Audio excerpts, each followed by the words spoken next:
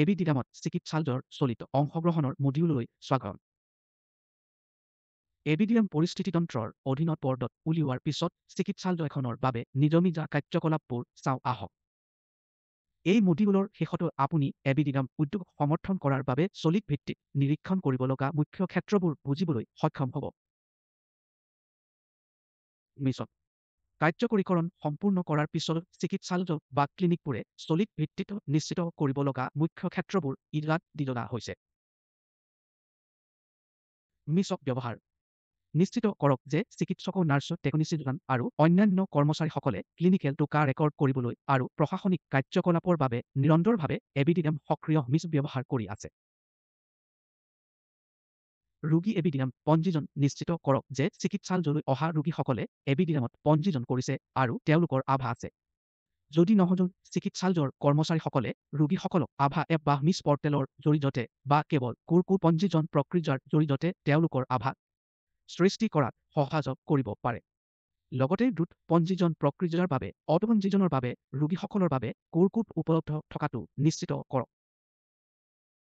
ABDM ফ্ৰ ব্যৱহাৰ ৰোগীসকলক ABDM সক্ৰিয় ফ্ৰ এটা ব্যৱহাৰ কৰিবলৈ অনুপ্ৰাণিত কৰিব লাগে।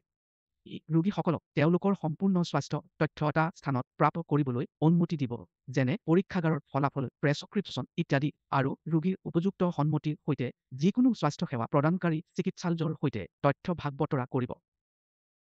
ৰোগীসকলক টেলিকনচাল্টেশ্যন প্ৰাপ্ত কৰিবলৈ উৎসাহিত কৰা হ'ব পাৰে যদি সুবিধাটো মিছত উপলব্ধ সহযোগ আৰু অনলাইন এপইণ্টমেণ্ট বুক কৰে, যি খণ্ড আৰু নথিপত্ৰৰ ব্যয় ৰাহি কৰাত সহযোগ কৰিব।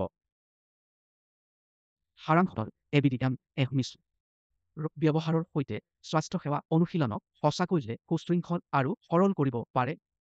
স্পীকাৰ 0-0-2-22-0-2-25 বিশ্বই আমাৰ জীৱনৰ সকলো ক্ষেত্ৰতে পৰিৱৰ্তন আৰু প্ৰযুক্তি গ্ৰহণ কৰি আছে।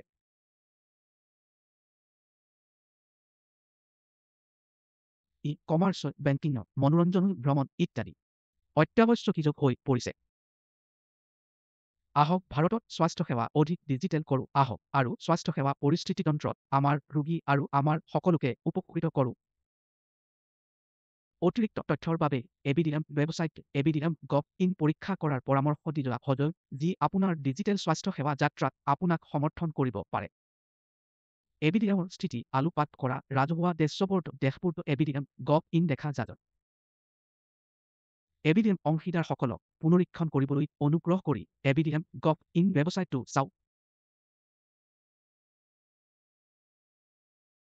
এই মডিউলত সামৰি লোৱা বিষয়বোৰৰ সাৰাংশ দিওঁ আহক।